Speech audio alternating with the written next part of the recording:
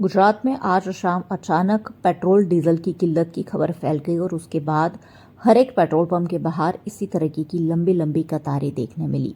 लेकिन वडोदरा के petrol association के अध्यक्ष मेहुल पटेल और गुजरात राज्य की आपूर्ति विभाग की मुख्य सचिव मोना खंधार ने ऐसे किसी भी तरह के पैनिक से दूर रहने की लोगों से अपील की है। પેટ્રોલ ડીઝલની કોઈ અછત છે નહીં. હમણાં પણ મારે કંપનીમાંથી સંપર્ક થયો છે કે પૂરો જથ્થો મળી રહેશે સપ્લાય ઇન્સ્ટોલેશન પરથી.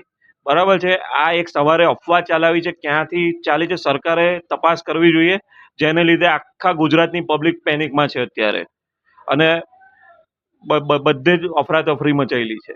ઘાયલ જનતાને અપીલ કરું છું કે પેટ્રોલ અને ડીઝલનો જથ્થો ઇન્ડિયા પાસે 70 દિવસનો રિઝર્વ સ્ટોક છે. એ ઉપરાંત ક્રૂડનો સપ્લાય ચાલુ થઈ ગયો છે. કોઈ જાતની ચિંતા કરવાની જરૂર નથી. પૂરતા પ્રમાણમાં જ્યારે જોઈએ, જેટલો જોઈએ તેટલો જથ્થો મળી રહેશે.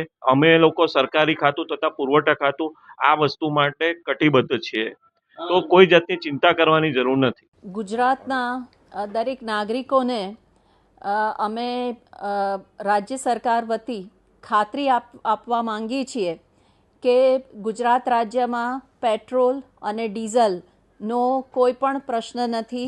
બધા જ પેટ્રોલ પંપ ઉપર પૂરતો જથ્થો ઉપલબ્ધ છે, તેમજ આપણી પાસે પૂરતો બફર સ્ટોક પણ ઉપલબ્ધ છે. તેથી કોઈ પણ નાગરિકે બિલકુલ ગભરાવાની જરૂર નથી કે પેટ્રોલ પંપ બહાર કોઈ પણ કન્સર્નથી કોઈ પણ લાઈન લગાડવાની જરૂર નથી. જ્યારે પણ પેટ્રોલ ડીઝલનો જેટલો જથ્થો જોઈએ એ પૂરતા પ્રમાણમાં ઉપલબ્ધ છે.